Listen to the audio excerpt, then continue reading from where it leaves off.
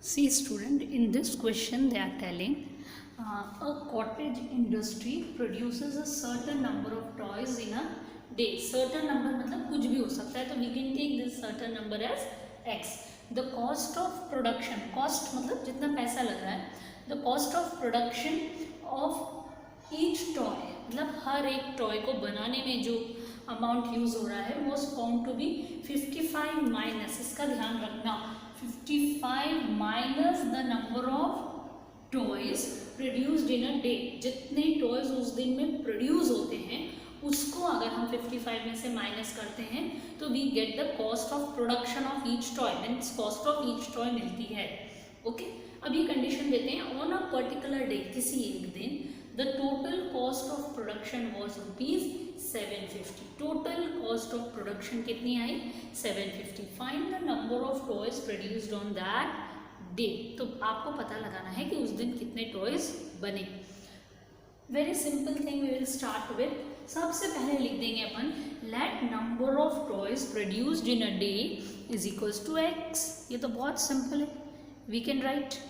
Okay, अब question में ही गिवन थी कि कॉस्ट ऑफ प्रोडक्शन मतलब of each toy, cost of production of each toy मतलब ईच टॉय की जो कॉस्ट है, cost of each toy is equals to 55 minus, तो 55 माइनस किसको करना है? The number of toys. तो नंबर ऑफ टॉयज क्या है हमारे? x.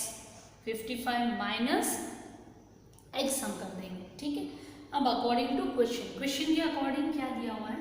क्वेश्चन के अकॉर्डिंग इन्होंने कहा है कि हमें जनरल मालूम है जो नंबर ऑफ टॉयज है अगर हम उसको मल्टीप्लाई करते हैं किसी भी एक टॉय की कॉस्ट से तो जो आंसर होता है वो होता है total cost. It is a very basic principle.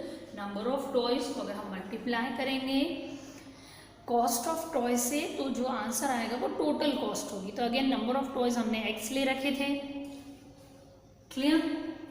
Cost of each toy हमारा 55 माइनस एक्स, तो 55 minus x is equals to total cost. तो उस दिन की टोटल कॉस्ट जो केस दिया है वॉज अ प्रोडक्शन वॉज 750. तो हम मान लेते हैं उस दिन कितना हुआ?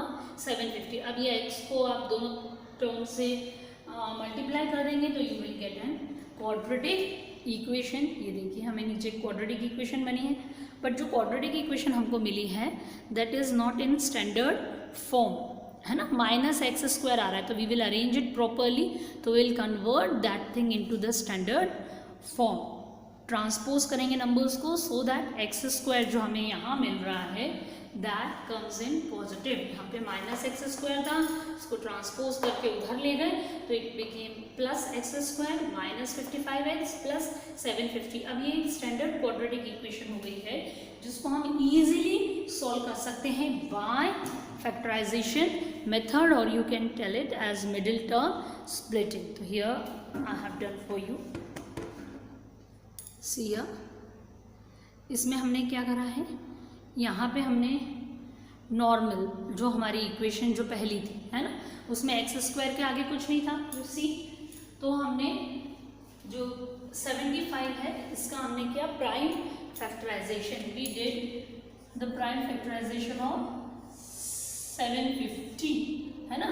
तो ये 2 से स्टार्ट होकर आखिरी तक जाएगा और फिर जब आप इसके फैक्टर्स मिलेंगे इनको ग्रुप्स में डिवाइड करेंगे तो when you will divide into groups तो 2 ग्रुप्स बन जाएंगे जो इक्वेशन को सेटिस्फाई करेंगे. One will be of 25 and one will be of 30. Why? Because it's very simple कि अगर हम यहाँ पे लेते हैं -25 और उसमें प्लस करते हैं -30 तो हमारा आंसर बराबर -55 आता है जो मिडिल टर्म के बराबर है. एंड सिमिलरली -25 को मल्टीप्लाई करते हैं -30 से तो आंसर आता है 750 के. You will get this two numbers जब आप 750 का प्राइम फैक्टराइजेशन करेंगे. जितने भी फैक्टर्स हैं उनकी ग्रुपिंग करके convert them into 2 numbers such that जिनको मल्टीप्लाई करने पे या ऐड करने पे कंडीशन सेटिस्फाई हो. तो we will get -25 and -30. Okay, minus sign हम अपने रिक्वायरमेंट के अकॉर्डिंग पुट कर रहे हैं, -25 एंड -30. तो अब इक्वेशन में पुट कर दिया मिडिल टर्म.